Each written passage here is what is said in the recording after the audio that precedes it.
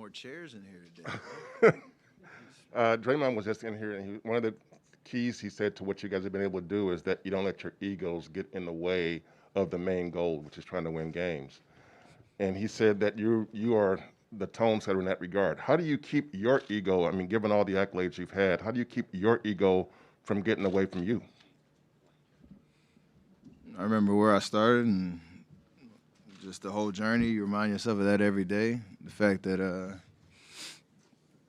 from high school to your first All-Star game, like it's a journey and everything that had to go right in your life and on the court for that to happen. And never let myself get too big-headed in that front, and it's how I live my life. So everything about it in terms of the appreciation and gratitude for everything that happens, all the experiences that you have, everything that you go through, you keep building on that.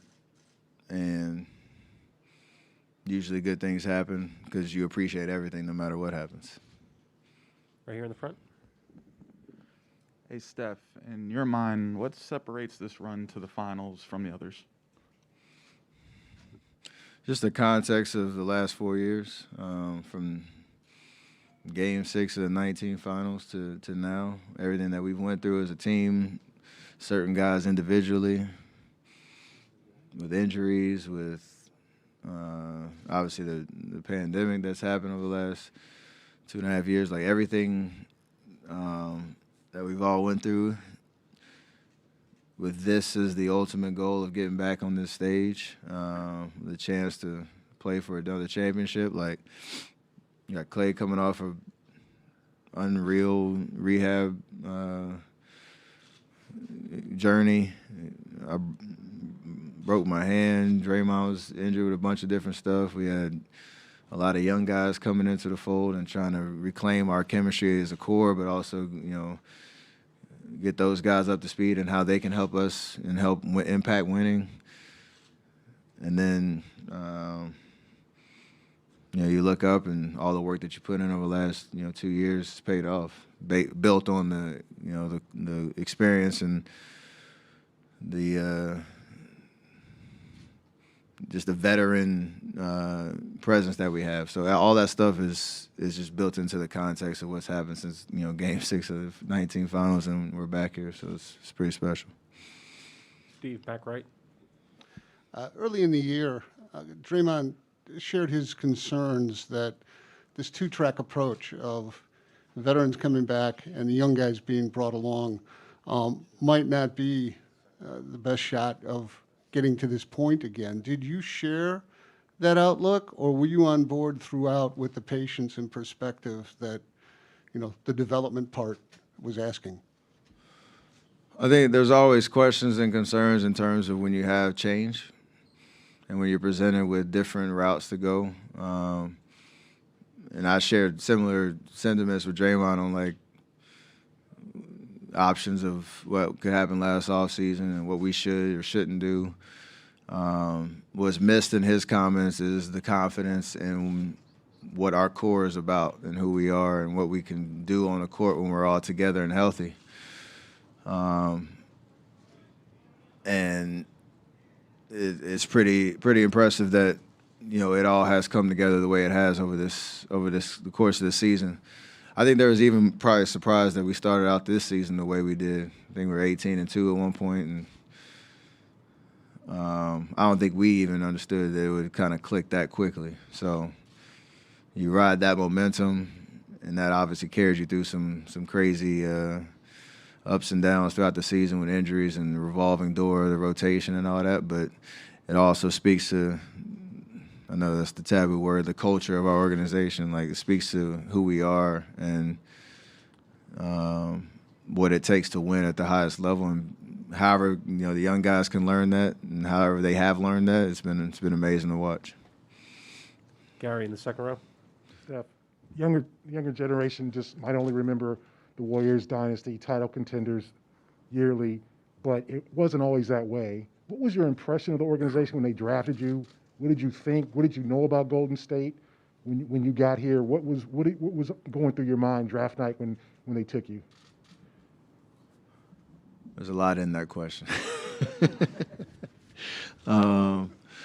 What did I think about the organization? I didn't think much about it. Just I was growing up in the East Coast, so I mean I watched games, but all I knew was really the We Believe team and Baron Davis dunk and then beating Dallas. That was the top of mind. I knew about Run TMC, but didn't really understand the history as much. So when I got drafted, I thought I was going to New York, and didn't really have Golden State on the radar at all. And then there was a lot of drama that my rookie year with the potential Phoenix trade at draft night, and me and Monte as a small backcourt, can we play together? And obviously what his answer was at the time.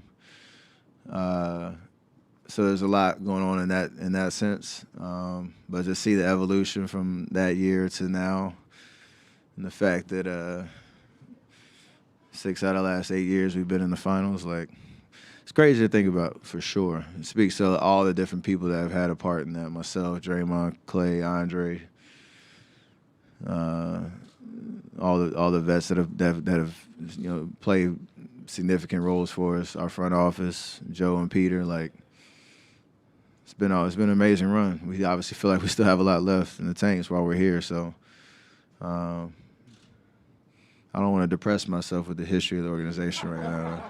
So I'm going to think about the bright moments. So I appreciate it. Adam, all the way in the back. Steph, these Celtics, obviously this is their first time at this level.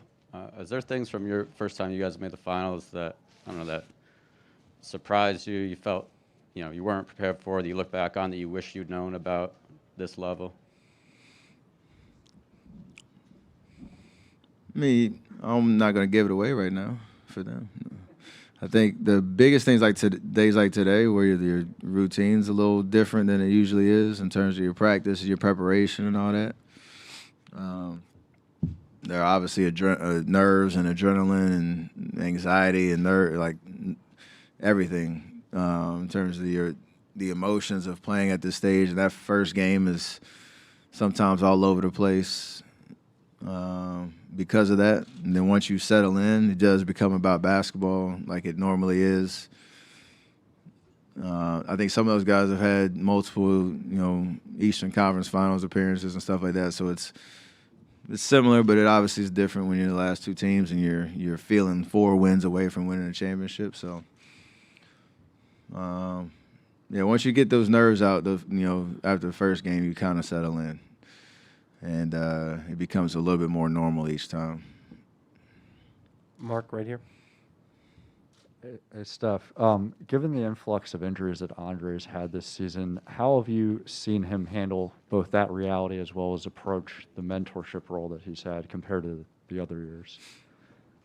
He's the same Andre. I think it's just in a different capacity in terms of where he knows he can help us, since he's had a tough go with the injury. So if he's not available on the court, he's been amazing.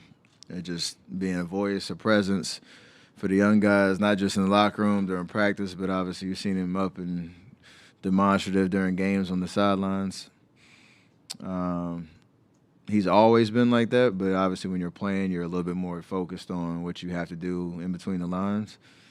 But he's also such a great guy and a great leader that he's aware of, if he's not out there, he can still have an impact. And it requires maybe a different level of energy and attentiveness, because you're not just worried about yourself and what you're doing out on the court. You're worried about everything else.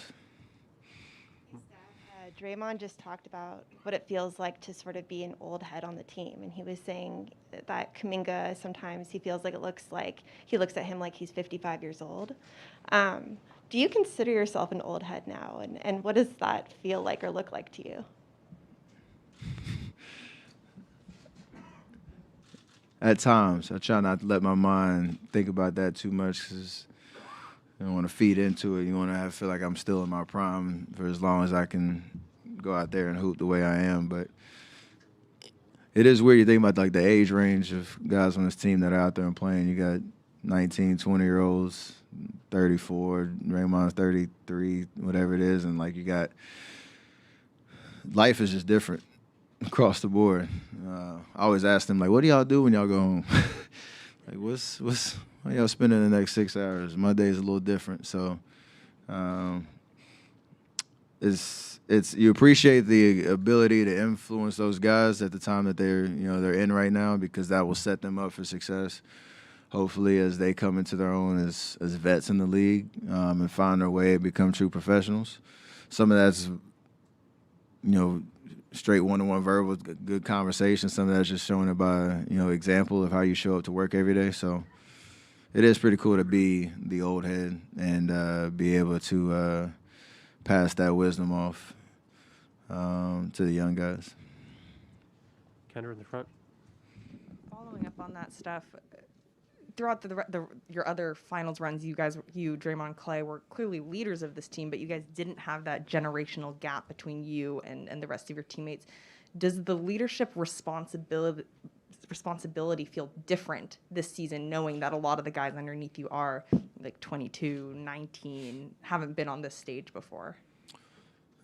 Not so much that, just more so because they're going to have an opportunity to play right away, and them playing, we rely so much on what they do out there on the court when they get their opportunity to help impact winning, because there is opportunity available. So it's not so much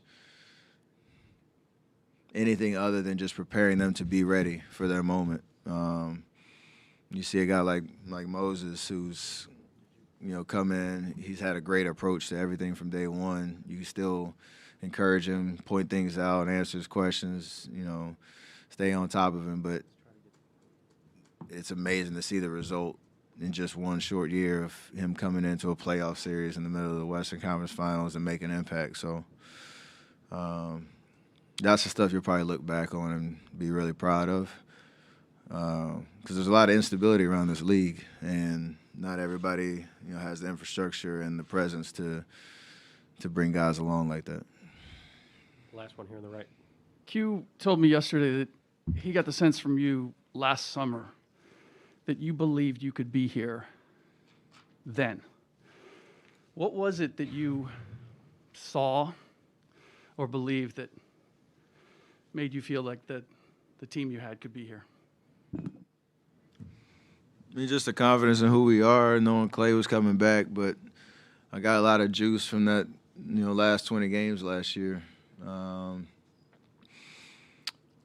We had a crazy up and down year, just trying to stay afloat, and then got to a point where we found our rotation. We finished 15-5, had those 2 tough losses in the play-in tournament, and you could feel like we were close to being in that conversation where you're a serious contender to come out of the West. Whatever that means, time would tell. But I got a lot of juice from that finish. Obviously, I was playing well, figuring it out, building our chemistry and understanding, reforming the identity of who we are and how we play. And then coming into this year, I still was surprised by our start, like I said, but that was the gas in the tank for the whole summer, for the start of this year, knowing that we're going to be a problem this year. And